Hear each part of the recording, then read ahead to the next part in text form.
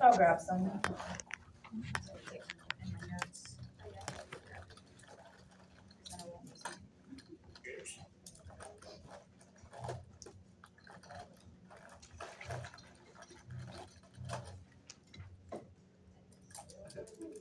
We have one. I have some pens in my purse if you need them. I've got an eyeliner. I have a pen. Here's some pens, so. I don't know. Who needs? I have paper if anybody Sorry. needs some paper. Anybody else? So if anybody, All right, here we go, ladies. Thank you. If your pen that I gave you doesn't write, just let me know. I have a handful here. And then you do have paper? Can I grab a piece of paper so we can put their email? If you want me to email you this document that you have so that you can print it yourself, right side up, or if you didn't get one, or if you just want to have a digital file, add your email address and send that around. Okay, so comfy.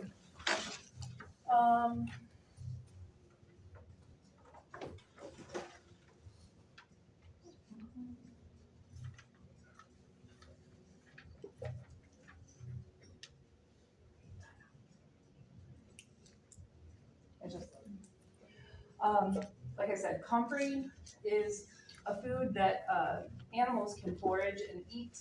It is not recommended for human beings to consume comfrey internally.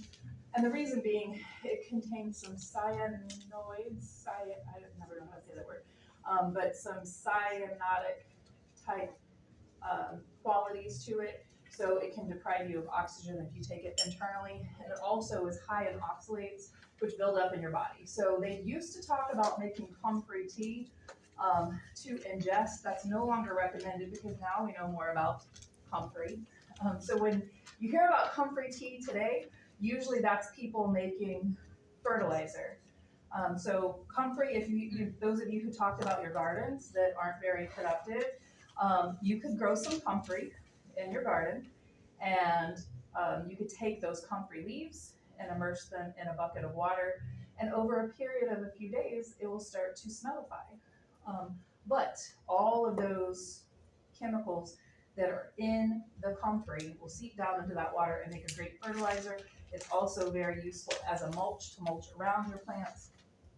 If you grow comfrey in your garden, there are two different kinds of comfrey. One is more invasive than the other. So you won't readily find comfrey for sale in any of your garden centers. You can grow it by seed, but the way that I recommend that you grow comfrey is either by getting seed starts that you order, or by getting cuttings or root sections. You can order them off of Etsy from other local people, and then you can plant it in your garden. It takes very well, but it does propagate by roots. So if you have a patch of comfrey, if it's happy and healthy, it will spread. So it can become invasive in your garden. To me, there's no such thing as invasive, because if it's something that I can use and something that I want, then why do you want to limit that particular thing? It just means that you have more to share with other people.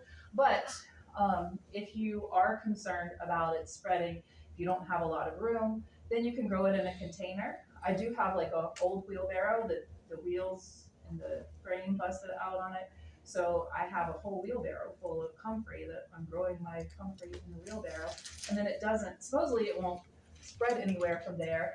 But immediately adjacent to my comfrey wheelbarrow, I have a raised bed where I have tomatoes and dill and basil planted. And I was in there the other day, and lo and behold, I found a comfrey plant growing in my raised bed of tomatoes. So it will propagate, and it flowers. Mine has never flowered, and I don't know why.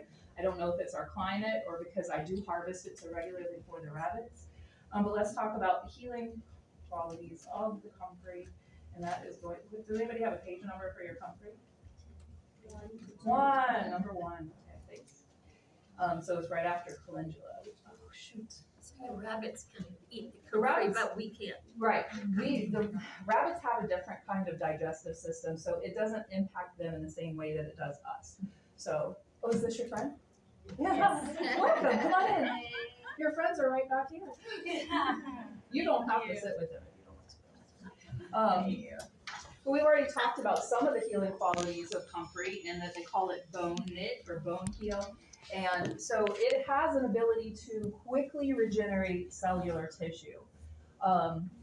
For that reason, if you are using comfrey to heal any parts of the body, because it will help to heal like scratches, cuts, it helps to regenerate that tissue, which is one reason why they are looking at it in cancer research, because what we know about cancer is a cell that starts to quickly regenerate, forming a tumor because it's growing out of control. So they are looking at comfrey and how they could use that, some of those compounds, to heal or treat different kinds of cancers by promoting good cellular growth as opposed to the bad cellular growth. But for that reason, because it's a high cellular regenerator, you don't want to use it in a deep puncture wound.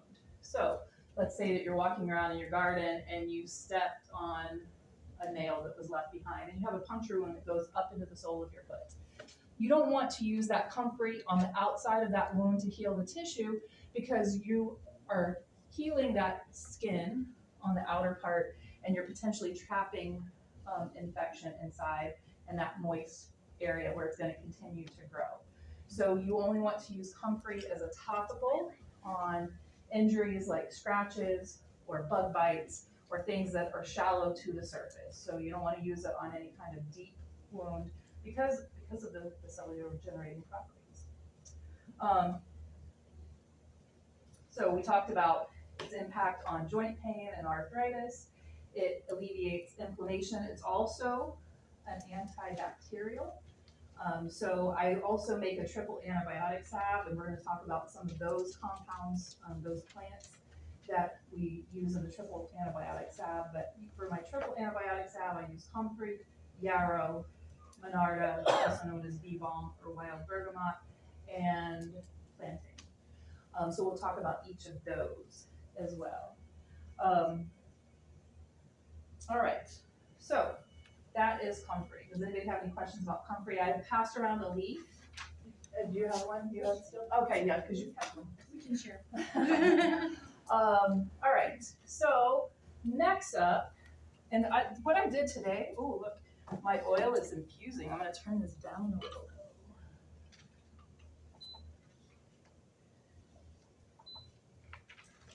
How long does it take to infuse? Ideally, if you're doing a quick infusion, I like to go 2 to 4 hours. I've got some that's been going 6 weeks. We're going to combine that with that. So this is only going to have like about an hour to infuse, but that's, that's best I could do on short notice. All right, so what I did this morning was in the cold, I walked around and I just found some of the things that are in my little booklet that are growing in my yard and are probably growing in your yard. So one of the first ones I want to talk about is Biden's alba. So Biden's alba